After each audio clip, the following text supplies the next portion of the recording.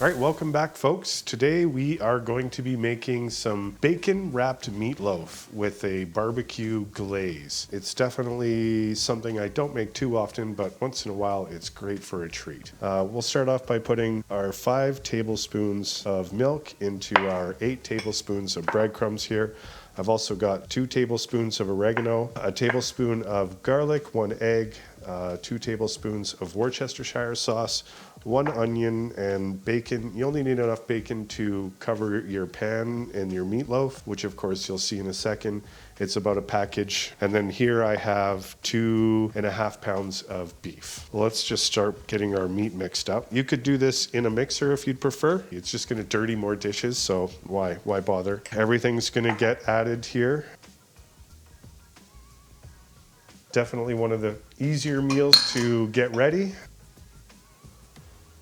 So approximately that much salt. I don't really ever measure salt and pepper. Just do that by feel, you get used to it. Then we'll put in our breadcrumb. And then I also have some Parmesan I'm gonna grate in here. I really like the taste of Parmesan in meatloaf. It's absolutely fantastic. You don't really see it much, but it adds a world of flavor. I'm probably gonna put about a 1/4 cup.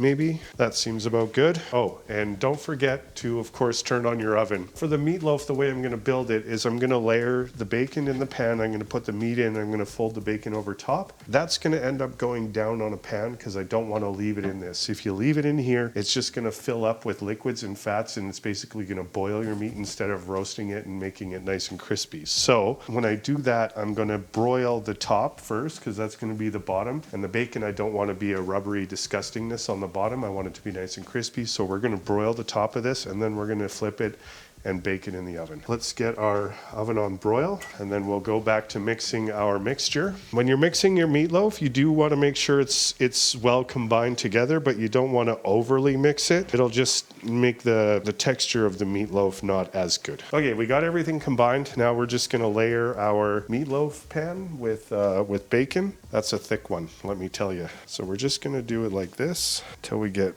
bacon all the way across. You don't need to overlayer it too much because then it's not going to cook. And again, you'll end up with like raw bacon. Nobody likes raw bacon.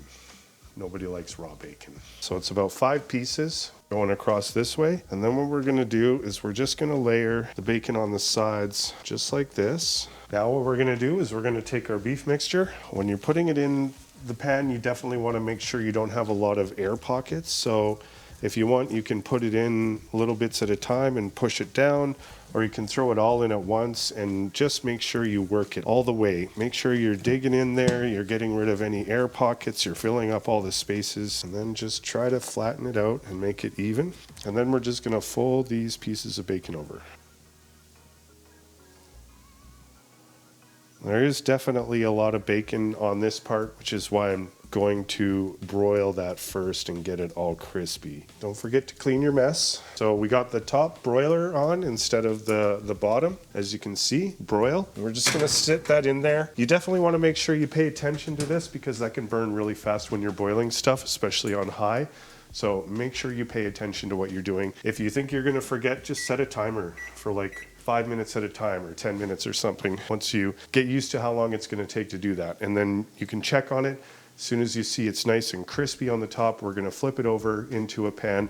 We'll see you in a couple minutes. A few moments later. It's been probably about 20 minutes. Took a little longer than I thought. And I also had to put my cookie sheet in there. I forgot to do it at first, so make sure you have something underneath this when you cook off the bacon because it's going to produce a lot of grease. So I'm just going to take this out. We drained our oil fats that came off from searing the bacon and a little bit from the meat that started cooking inside. We're just going to flip this over. And we're going to pull this off. Just like that. And now we have our molded bacon wrapped meatloaf. It looks fantastic. We're going to pop that in the oven, 375. It's going to take about an hour and a half to an hour and 45 minutes for this to cook and the bacon to get crispy. At about half an hour before that, we're going to start brushing it with our barbecue sauce glaze. I will get this in the oven and I'll see you in about an hour and a half. A little longer than a few minutes later. So it's been an hour, 15 minutes at 375. And as you can see, we're getting pretty close. It's looking pretty good. So we're just going to drain off some of this liquid. We're gonna make our glaze. We're gonna glaze it up. We're gonna throw it back in the oven, and then we're probably gonna throw another glaze on after it comes out again. So I'm just gonna start by draining some of the liquids out of the pan. Obviously there's a lot because of the bacon and the ground beef. We'll just put that aside, and we will come over here slowly. Just kidding. All right, so this is going to be a very, very simple glaze. We're going to start out with some barbecue sauce. I like Bullseye. It's one of my favorite ones. Since I'm not making my own this time, I'm just going to start with some of that. I don't know how much that was, maybe half a cup. We're going to go in with some honey, 2 tablespoons, and some balsamic vinegar, maybe a tablespoon of that. And we'll just mix that up. Super quick and easy, nothing special. You don't even need to do this. You could just pour some barbecue sauce on it if that's what you want to do. I just want a little bit of extra sweet and tangy. We'll get this back in here. We'll let that barbecue sauce glaze up. We'll probably be ready in another 15 minutes or so. We'll see you then. More moments later. Our meatloaf is ready to come out. We have had it in for another, 15 minutes or something like that. And this glaze is set up very nicely. Look at that, looks beautiful. So we're just gonna put that over here and let that rest for a bit while we cook our potatoes and our broccolini. If you wanna see the recipe that I use for my mashed potatoes, you can definitely go check that out in my sides playlist. And I'll try and figure out how to put a link to get there in the description. And otherwise, we're just boiling some broccolini. We're just gonna do that until we get it slightly softened. You still definitely want a lot of crunch to that. And then we're gonna shock it in some ice water so it stays a nice vibrant green. And then we're gonna finish it in a pan with some garlic and some butter. It's gonna be delicious, and then Parmesan cheese at the end. It's gonna be absolutely delicious. Feel like we got another few minutes for the potatoes. By then this will be ready to go. Okay, so we got our broccolini out and we've shocked it. It's still a bit wet. You could probably dry this off with paper towel, which is what we're gonna do. And I got a pan heating up right now, so I'm just gonna try and get a little bit of that water off. Also, our potatoes are very close to done now. I can see the water's getting really starchy, and I can put a fork in them, so we're pretty much ready to go. I'm just gonna leave them a little bit longer. I like my mashed potatoes really soft. So first we'll put in a little bit of olive oil and some butter. Pan's pretty hot, so we're gonna get this in right away. Just gonna get some color on that. Should have had some garlic ready. Holy, this is a weird garlic. Look at the color on that and the size of it. So we're just gonna slice this up nice and small, like so. Toss those in here. Some salt, don't wanna forget salt. A little bit of pepper. Potatoes in the colander. So we're definitely ready. Our potatoes are done. Nice buttery mashed potatoes. Our broccolini has got that perfect color on it, in my opinion, right now. And that garlic is looking fantastic. So that is completely ready. So it is time to get ready to plate. So like I said, we're gonna do a little Parmesan cheese just to finish off these broccolinis, because I think it adds an incredible flavor to vegetables. Okay, so we're gonna wanna start with a little bit of mashed potatoes. And as per usual, we're just gonna finish those potatoes off with a tiny bit of olive oil. All right, then we're going to put our broccolini on the mashed potatoes, like so.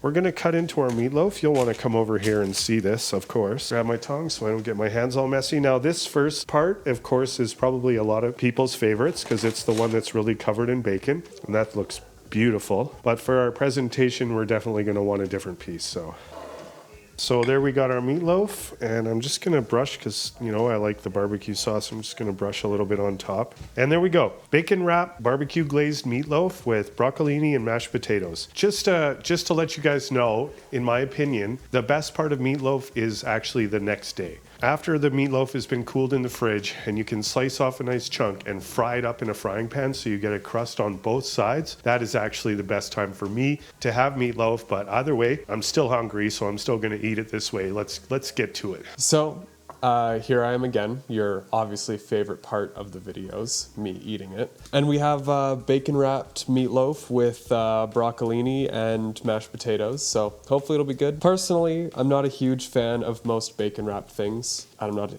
biggest fan of bacon, personally, so we'll see how it is and if my father can do better. I'm just gonna try a little bit of the meat and bacon on its own without the mashed potatoes, just to get the flavor of the main part of the dish. As I was kind of expecting. I just don't think that wrapping stuff in bacon adds that much to it. But if you like bacon, you'll love this. It's very good if you like bacon a lot. But the glaze is really nice. It's like a nice sweet with the honey, and then also it's got like the nice, flavor of the barbecue sauce. The loaf part of the meatloaf is also pretty good. It's got like the texture, yeah.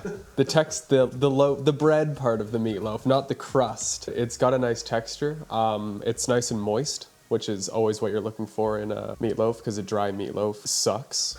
It's like eating sawdust. And yeah, overall, pretty good. I'd say maybe like, if you like bacon, it's probably like a 9 out of 10. If you're not the biggest fan of bacon, it's probably like a 7 out of 10. So still pretty good, honestly, but not my favorite.